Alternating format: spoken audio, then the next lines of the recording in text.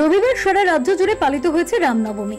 দিকে দিকে রামনবমীর উৎসবে সামিল হলেও দক্ষিণ দমদম পৌরসভার 11 নম্বর ওয়ার্ডের পুরপিতা মৃন্ময় দাস মানবিক প্রয়াসে মনোযোগী হলেন। এদিন তিনি ডেঙ্গু দমনের সচেতনতামূলক কাজে নিজেকে ব্যস্ত রাখেন। প্রত্যেক বাড়ি বাড়ি গিয়ে তিনি সকলকে সচেতন করেন ডেঙ্গু প্রতিরোধে। এদিন তিনি জানান, আসন্ন বর্ষায় যাতে এই অঞ্চলের কোনো পরিবার ডেঙ্গু আক্রান্ত না হয় সেটাই তার কাছে বিশেষ চ্যালেঞ্জ। তার জন্যই এখন থেকে উদ্যোগ। তিনি জানান, ধর্মের ধ্বজা ধরে যারা রাজনীতি করে তাদের আগে মানুষের সঙ্গে থাকা উচিত। তার অভিভাবক মুখ্যমন্ত্রী মমতা বন্দ্যোপাধ্যায় ও ব্রাত্য বসু শিখিয়েছেন মানবিক হতে। সুস্থ সমাজ, সুস্থ পরিবেশ সমাজে অনেক বড় ভূমিকা পালন করে।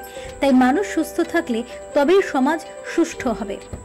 আজকে আমরা সকালেই ডেঙ্গু সচেতনতামূলক আমরা মানুষের যাতে এখন থেকেই, সামনে বর্ষাকাল আসছে, গ্রীষ্মের প্রকোপ দাবট, কিন্তু এখন থেকেই আমার ওয়ার্ড দক্ষিণ দমদমের কয়েকটা ওয়ার্ডের ডেঙ্গুর প্রাদুর্ভাব দেখা গেছে। সেজন্যই মানুষকে সচেতন করতে, মানুষ যাতে আগে থেকেই সচেতন হয়ে যায়, সেই জন্যেই আমরা আজকে আমাদের বিধায়ক রাজ্য শিক্ষামন্ত্রী অধ্যাপক ব্রাত্য বসুর নির্দেশে 11 নম্বর ওয়ার্ডের একটা ডেঙ্গু সচেতনতা মিছিল আমরা শুরু করেছি।